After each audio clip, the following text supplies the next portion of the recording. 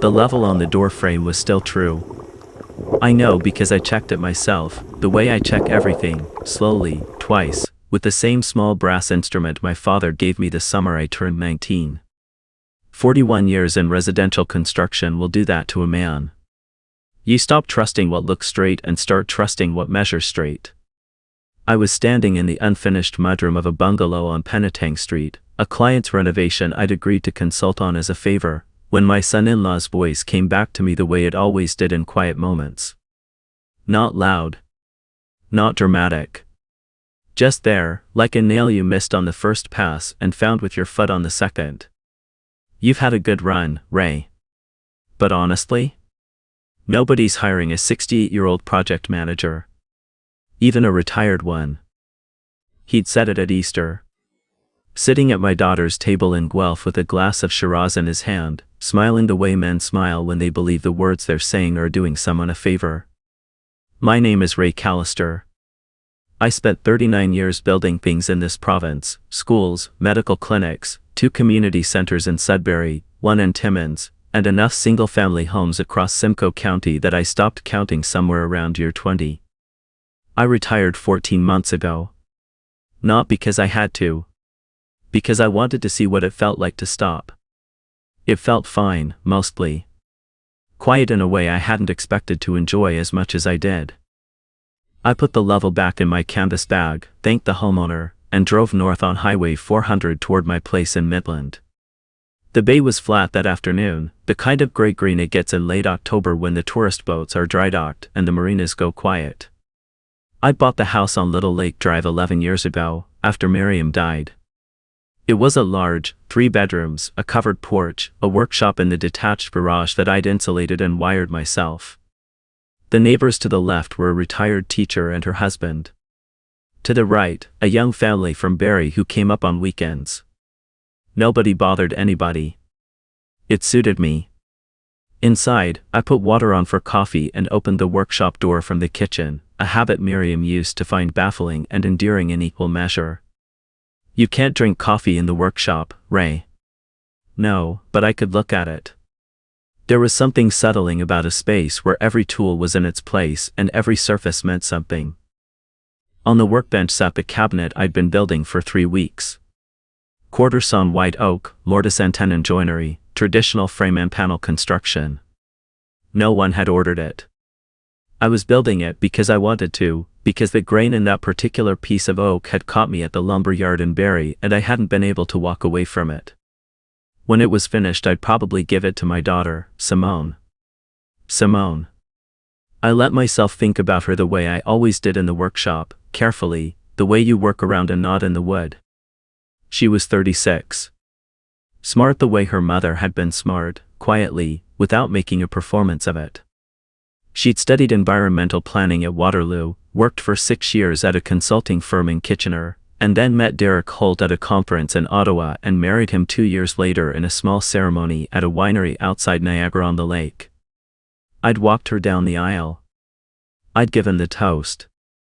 I'd meant every word of it. Derek was 41.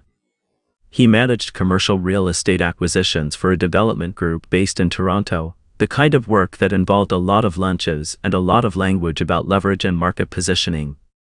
He was not a bad man. That was the honest assessment I kept coming back to whenever I tried to arrange my feelings about him into something useful. He was not bad. He was just certain. Certain about what things were worth, certain about what people were capable of, and increasingly certain about where I fit into the picture. The coffee finished. I poured it into the same enamel mug I'd used for 20 years, sat down at the workbench, and looked at the cabinet panel I'd been hand-planing that morning. The Easter comment hadn't been the first.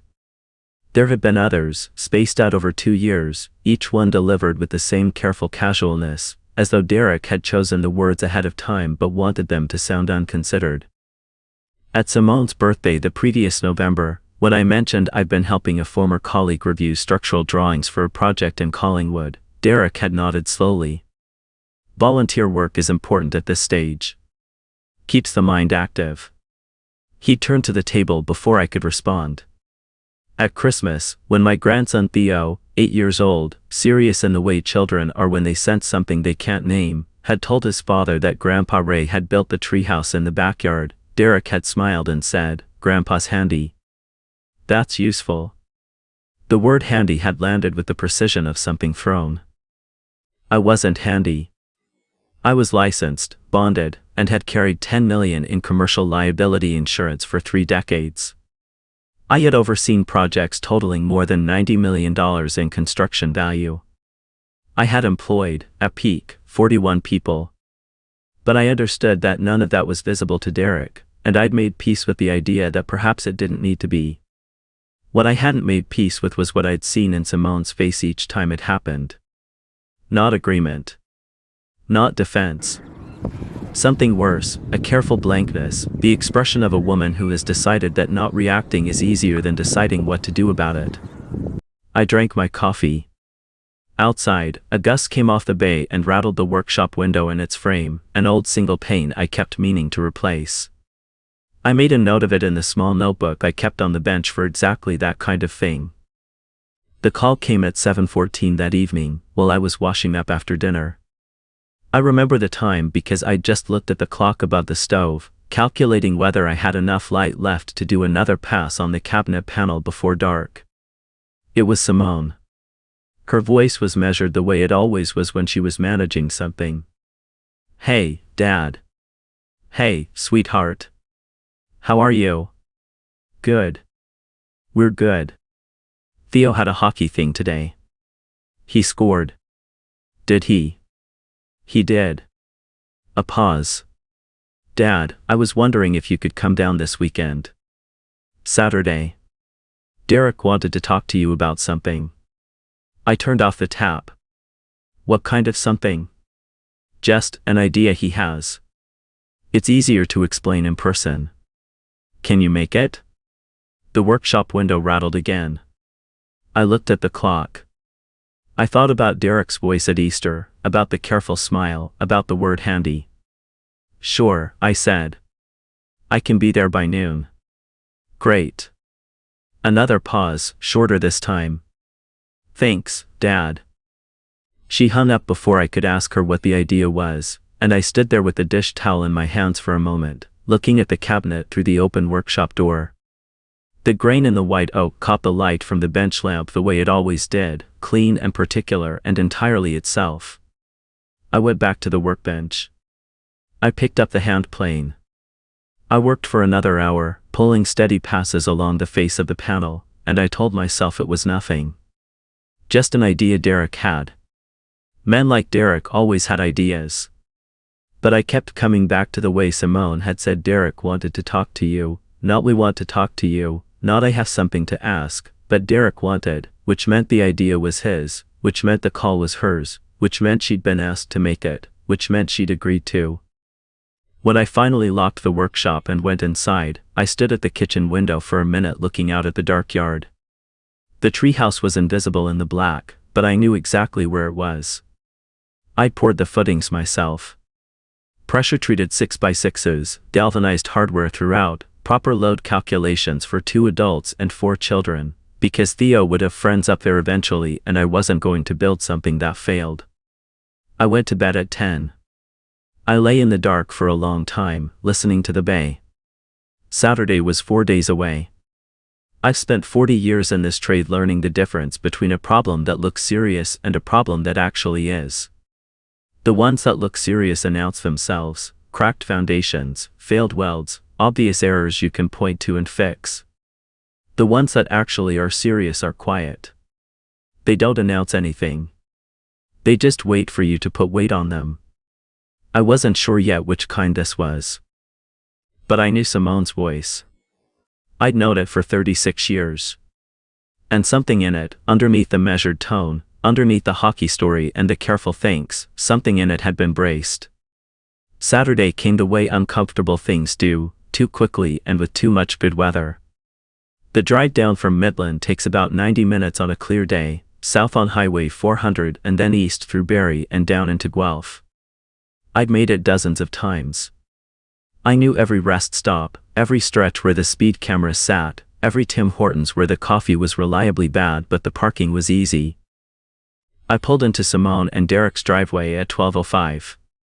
Their house was a 4-bedroom in the Courtright Hills neighborhood, newer construction, 2019, the kind of subdivision where every house has a 2-car garage and a slightly different shade of the same gray stone facade. Derek had bought it at pre-construction pricing and talked about the decision the way someone talks about a stock they picked correctly. I'd helped them move in. I'd built the shelving in the garage. I'd never been asked my opinion of the place. Theo came running down the front steps before I'd finished getting out of the truck. He was wearing a hockey jersey 2 sizes too big, which told me the scoring story from Wednesday was still the most important thing that had happened this week. Grandpa Ray. Hey, bud. I caught him by the shoulders. He was getting tall. I heard about the goal. It went top shelf, he said with complete seriousness. Coach said it was the best one of the season. Coaches know things. He walked me inside with his hand in mine, which he was probably getting too old for and didn't seem to care about, and I decided I didn't care about it either. Simone was in the kitchen. She hugged me properly, the way she'd always hugged, with both arms, no reservation. She smelled like the rosemary hand soap she'd used since university. She looked tired around the eyes, but her voice was steady. You hungry? I made soup. I'm fine. Where's Derek? He'll be down in a minute. He was on a call. I sat at the kitchen island while she poured me coffee. Theo disappeared upstairs with the casual abruptness of 8-year-olds.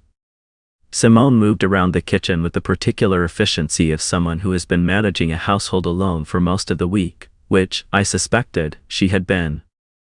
We talked about small things. Her project, a watershed assessment for a conservation authority in Wellington County. Theo's hockey, the team's record, the coach who actually knew what he was doing this year. Her colleague who'd just come back from parental leave. Derek appeared at 12:23. I know the time because the clock above the kitchen window was directly in my eye line and I'd been watching it. He was dressed the way he dressed on weekends, neat dark jeans, a half-zip merino pullover, a watch that cost more than my first truck. He shook my hand with both of his, which was something he'd started doing in the past year and which I'd never decided how to interpret. Ray. Good drive down? Fine. Clear roads. Good, good. He poured himself coffee, leaned against the counter across from me. Simone said you've been keeping busy up there. The cabinet project. Among other things. He nodded. There was a pause of the kind that has a shape to it, the shape of something about to begin. I wanted to talk to you about an opportunity, he said. Something I've been thinking through for a few months. I waited. He set his mug down and straightened slightly, and I recognized the posture. It was the one he used when he was about to explain something he'd already decided. We'd been looking at a piece of land east of Barrie. Rural residential, about 14 acres, backs onto a conservation corridor. The plan is to build a multi-generational property. Main house for us. A secondary dwelling for you. He paused. Completely self-contained. Separate entrance, your own garage. You'd have your workshop space. I looked at him. Then I looked at Simone, who was looking at her coffee. Go on, I said. The land is listed at $840,000. It needs road access work and a well. We've had a preliminary site assessment done and it's viable for 2 residential structures under the county's severance provisions. Total project cost, land, both builds, infrastructure, I'm estimating somewhere between 3.2 and 3.6 million. The number sat in the air between us. That's quite an estimate, I said. It's realistic for what we're talking about. Good construction in this market. A slight pause on good construction that I might have imagined. The opportunity is good, Ray. The land won't stay listed. And honestly, from a long-term planning standpoint, it makes sense for everyone. Who's financing it? He picked up his mug again. That's what I wanted to discuss.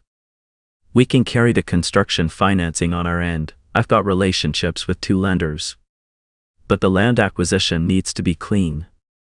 A cash purchase. I understood then. I'd understood before he finished the sentence, probably before I walked in the door, but now I understood completely. You want me to buy the land, I said. We want you to invest in the property, he said. It would be structured properly. You'd have an equity position. I've had a lawyer look at a co-ownership agreement. How much? The ask would be $650,000. We'd cover the remainder from our side and take on the construction debt. $650,000. Toward a property in his name. On a timeline he'd set. For a secondary dwelling he'd designed. With an equity agreement his lawyer had drafted. I didn't say anything for a moment. The clock above the window moved. From upstairs I could hear Theo's footsteps, the particular rhythm of a child moving between his bedroom and the hallway. When did you want an answer? I asked. We're not trying to rush you, Derek said, in the tone of someone who is trying to rush you. But the listing has been sitting for 30 days and we don't want to lose it. I looked at Simone. She was still looking at her coffee. Then she looked up, and what I saw in her face was something I'd been trying to name for 2 years and still couldn't quite. It wasn't agreement with him. It wasn't apology to me. It was something closer to exhaustion, the expression of a woman standing in a room where a conversation has been decided without her and she has been handed a role in it and chosen, for reasons I didn't yet fully understand, to play it. Let me think about it, I said. Derek nodded. Of course. Take your time. We had lunch. Theo came back down and ate with us and talked about a boy at school who could solve a Rubik's Cube in 40 seconds. And for 20 minutes the room was just a kitchen with soup and a child's enthusiasm and ordinary afternoon light. I watched my daughter across the table and tried to remember the last time I'd seen her laugh without checking Derek's face first. I drove home at 3. I didn't turn on the radio. Back in Midland, I sat in the truck in my own driveway for a while before going in. The bay was dark by then, the November light already gone by 4. My workshop window caught a pale reflection from the street lamp. I went inside and sat at the kitchen table with a piece of paper and a pen, not a laptop, a pen, and I wrote down everything Derek had said, in the order he'd said it.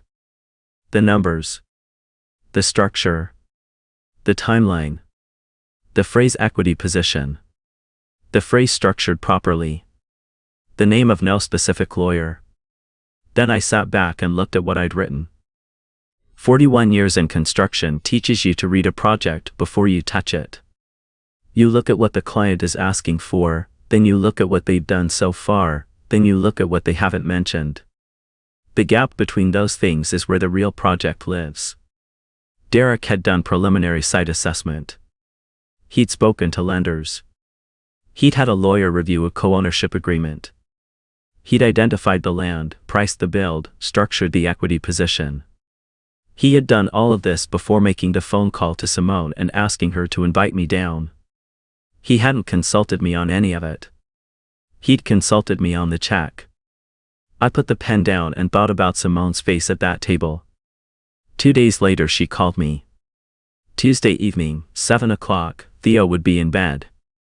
I just wanted to check in, she said. I'm glad you did. I waited. A pause. What did you think? About what Derek laid out. I have questions. Like what? The co-ownership agreement. Has your name on it? Silence. Then, it would be joint. Ours and yours. Derek said the lenders are in his name. The construction financing would be. But the land, that would be joint. Joint between the 3 of us, or joint between me and him? Another pause, longer. I'd have to look at the draft again. I let that sit for a moment. Simone, I said quietly, when did Derek first bring this idea to you? A few months ago. Before or after he talked to the lender? The silence this time had a different quality. After, I think. He'd done some preliminary work first. He wanted to have something concrete before bringing it to me. I thought about that. I thought about what it means when a man does the financial architecture of a plan before mentioning it to his wife. I thought about what kind of plan needs that order of operations. Is this something you want? I asked her. The property. Living that close. Is it what you want? A long pause. I think it would be good for Theo. Having you nearby. That's not what I asked. Dad, it's all right, I said. You don't have to answer tonight. We talked for a few more minutes about nothing in particular, and then she said goodnight and hung up, and I stood in my kitchen in the quiet and looked through the doorway at the workshop and the cabinet on the bench, half finished, the oak grain holding the light. The following Thursday I had coffee with a man named Gil Hartley, a retired real estate lawyer I knew from a project I'd consulted on in Penetanguishene 4 years back. We met at a place on King Street, the kind of coffee shop that's been there 20 years and smells like it. I brought the piece of paper I'd written on. Gil read it. He drank his coffee. He set the paper down. You said a co-ownership agreement was drafted, he said. That's what Derek told me. Did you see it? No. Did he offer to send it? I thought back. He mentioned it. He didn't offer. Gil looked at me over his glasses. Ray. Walk me through what you'd be getting in writing for your $650,000. I started to answer. I got about 2 sentences in before I understood that the answer was, I didn't know. I had no documentation of anything. I had a conversation over lunch in a kitchen in Guelph and a number written on a piece of paper in my own hand. You need to see that agreement, Gil said. Before you say a word either way. And you need your own lawyer to look at it, not his. I know that. And Ray. He picked up his coffee. You said the lenders are in his name. That's what he told me. So if you transfer $650,000 for the land, and the construction financing is in his name, and the land agreement has terms you haven't reviewed, he stopped. Just make sure you see the paper before you sign anything. I drove home from that coffee through the gray November afternoon and thought about what Gil hadn't finished saying.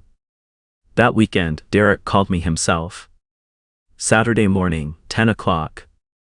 His voice was the same as always, measured, considered, that particular register of patience that sounds like patience but runs like something underneath it. I just wanted to follow up, he said. I know it's a significant decision. I don't want you to feel any pressure. I appreciate that. The listing's still active. We have some room. But, a beat. I had a conversation with my mother this week. She's offered to contribute toward the land if we need to move quickly. I'd rather keep this in the family, of course. It's a better arrangement for everyone. I understood what that meant. It meant he had another option. It meant he was telling me about it.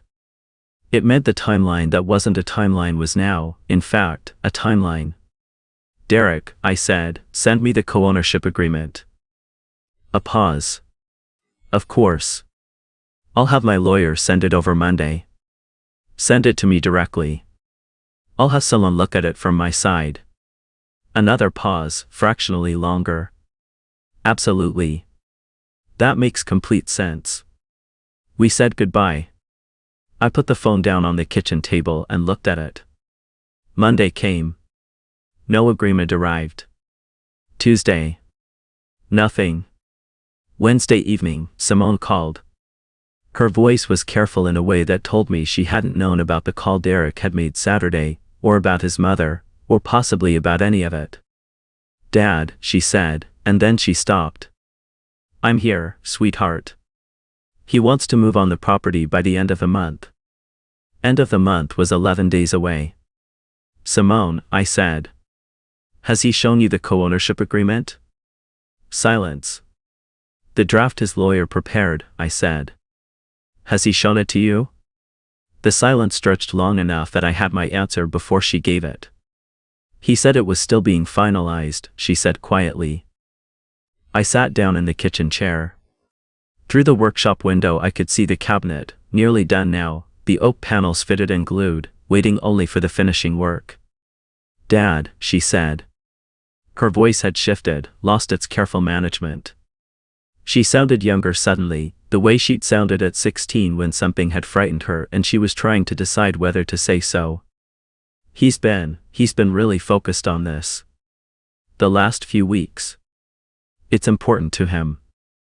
I understand that. He said." She stopped. Started again. "He said that if you're not interested, it probably means we can't make the numbers work without his mother's contribution. And if she comes in, the structure changes. She'd want a formal interest in the property." I understood the architecture of that sentence perfectly. If I said no, Derek's mother entered the picture. If Derek's mother entered the picture, she had a formal interest in the place where my daughter and grandson lived. And I would have been the reason. "I'll have an answer for him by Friday," I said. "Okay," she said. Very quietly. "Simone." I kept my voice even. "I love you. Whatever happens, that doesn't change." She didn't say anything for a moment. When she spoke, her voice was careful again, but underneath it something was held very still, the way a structure holds still when the load on it is right at the edge of what it was built for. "I know, Dad," she said. "I know." I didn't sleep well that Wednesday night. I lay in the dark and listened to the bay and thought about the cabinet on the workbench, and I thought about Simone's voice in that last silence before she said goodnight, and I thought about what it means to build something that lasts versus something that merely stands. Thursday morning I called Gil Hartley before 8. "The agreement never came," I said. "I know," he said, which surprised me. "How do you know?" Because if it had been drafted the way he said, sending it would have taken 20 minutes. Men who don't send documents don't have documents. He paused. "You want me to pull the land title?" "Please." He called me back at 11:15.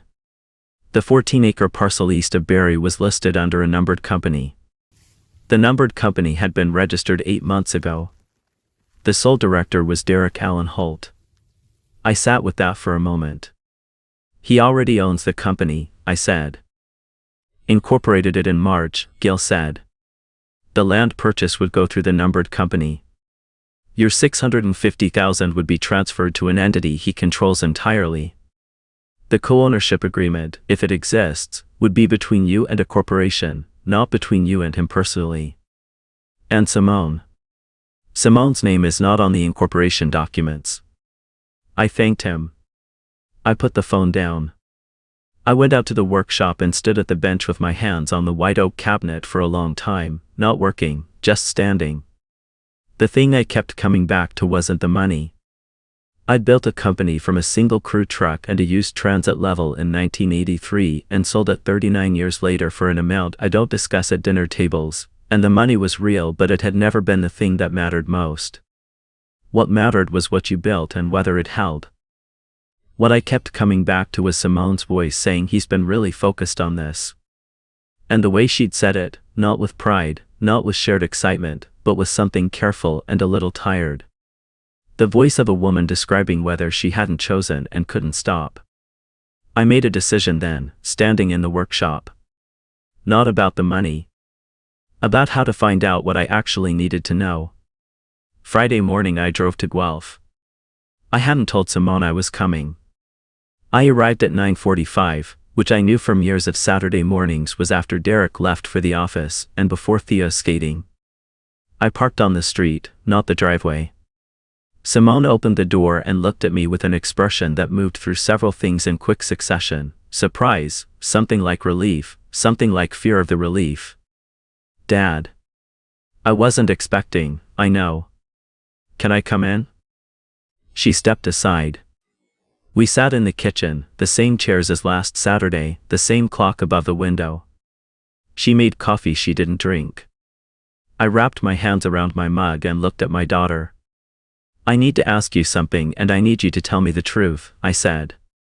"Not the managed version. The actual truth." She looked at me steadily. "Okay. Is Derek in trouble?" The silence lasted long enough to tell me I'd aimed correctly. She set her mug down. She looked at her hands. Then she looked at me, and what I saw in her face was the thing I'd been seeing for 2 years finally stepping out from behind whatever she'd been keeping in front of it. He had a partnership fall through, she said quietly. 18 months ago. He'd put a significant amount into a commercial development in Mississauga, a joint venture with 2 other guys from the firm. One of them pulled out. The project collapsed. He lost, she stopped. A lot. How much? $380,000. I breathed carefully. Personal money? Some of it was ours. The investment account. And, she stopped again, then continued with the flat precision of someone who has said a thing to themselves so many times it no longer cuts the same way. He took a line of credit on the house. Without telling me. I found out 4 months ago when the bank sent a statement to the wrong email address. There it was. The thing underneath the careful face, underneath the measured voice, underneath 2 years of Easter dinners and Christmas mornings, and a word like handy delivered with such easy precision. He's been trying to get it back, she said.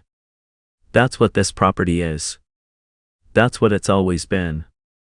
He needs a large clean cash injection into the numbered company to stabilize the debt position. He thought. She stopped once more. When she continued, her voice was very quiet. He thought if he built something real around it, something a family could see and touch, it would look like a plan instead of a repair. I looked at my daughter. I thought about what it costs a person to carry a thing like that alone for 4 months. The weight of it. The specific loneliness of managing someone else's disaster while keeping your face arranged correctly at the dinner table. Why didn't you tell me? I asked. Not with accusation. Just the question. Because he asked me not to. She looked up. And because I was ashamed. Not of him. Of myself. For not seeing it sooner. I got up and moved around the island and put my arm around her shoulders, and she leaned into it the way she had when she was small and something had gone wrong at school, and we sat like that for a minute without talking. He's not a bad man, she said finally. He made a bad decision and then he made more bad decisions trying to cover it, and now she shook her head. He's cornered.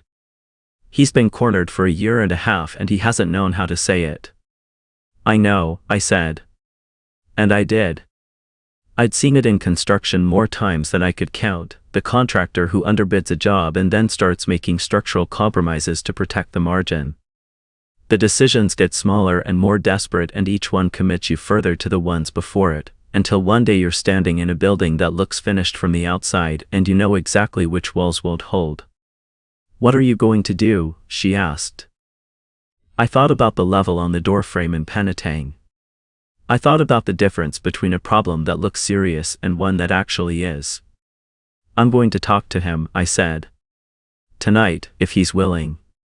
Derek came home at 6:15. I was still there. He walked into the kitchen and saw me and went very still in the doorway, and I watched him calculate, the way men do when they've been managing a situation and suddenly the situation has changed configuration. Ray. Derek. Sit down.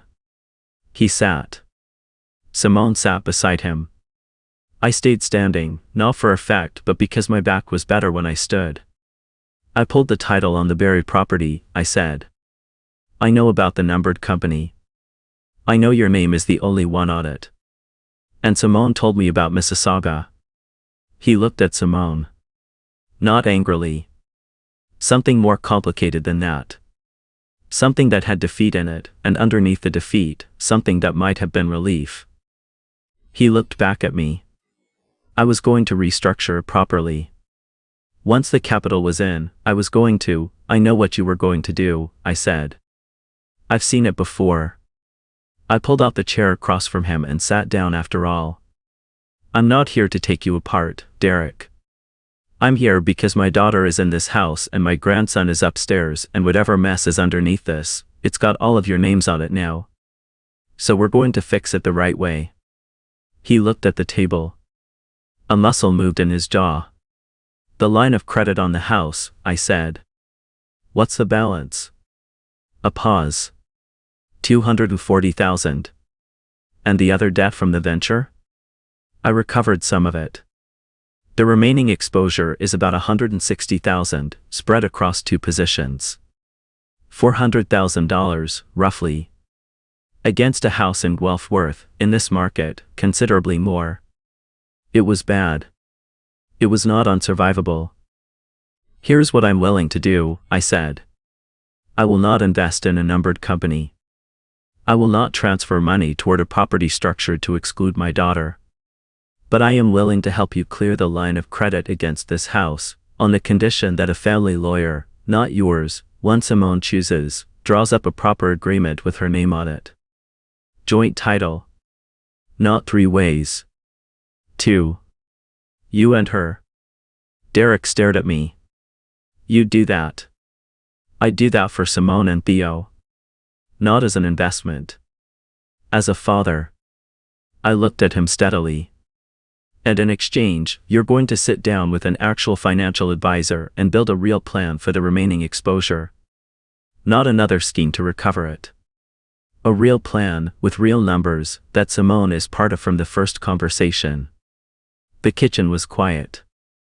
From upstairs, faintly, the sound of Theo moving between rooms. Derek put his hands flat on the table. He looked at them.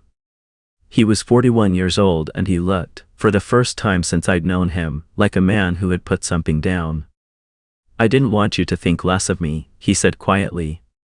I looked at him for a moment before I answered. Derek. I've been in construction for 40 years. I have never once thought less of a man for hitting a problem he couldn't handle alone. I've thought less of men for not asking for help when they needed it. That's the only thing. He nodded slowly. He didn't say anything else. He didn't need to. Simone reached over and put her hand over his, not dramatically, just the small, decided gesture of a woman choosing to stay in something and knowing exactly what she's choosing. I looked at my daughter's hand on her husband's and I thought about Miriam, about the particular way she'd had of staying in difficult things with her whole self, and I was glad, in that moment, that Simone had gotten that from her. I drove back to Midland in the dark. The highway was clear and quiet, the kind of November night where the sky is enormous and the farms on either side of the road are just shapes and shadow. I didn't put on the radio. In the workshop, I turned on the bench lamp and looked at the cabinet. I picked up the smoothing plane, checked the blade, set it back down. The finishing work could wait one more day. But I stood there for a while, in the way I'd stood in workshops my whole life, the particular quiet of the space where things are built right or not built at all, and I thought about what my father had told me the summer he gave me that brass level. He was 63 and I was 19 and we were framing a garage in Penetanguishene and he handed it to me and said, "The level doesn't care what you want it to say, Raymond. It just tells you what's true." I'd spent 41 years trusting that instrument. I'd walked away from jobs that couldn't be built right. I'd turned down money that would have required me to look away from something I knew wasn't sound. The difference between helping someone build something real and funding something that only needs to look finished from the outside, that difference is the only thing I ever learned to care about. Not whether the walls were impressive. Whether they'd hold. Theo called me that Sunday, which he'd never done without his mother handing him the phone first. He'd figured out how to dial from Simone's old iPhone she'd given him for games. His voice was very serious. "Grandpa Ray. Are you coming for Christmas?" "I am," I said. "Good." A pause. "Can you bring the cabinet?" I laughed. It came out full and unguarded, the kind of laugh that surprises you. "Yeah, bud," I said. "I'll bring the cabinet."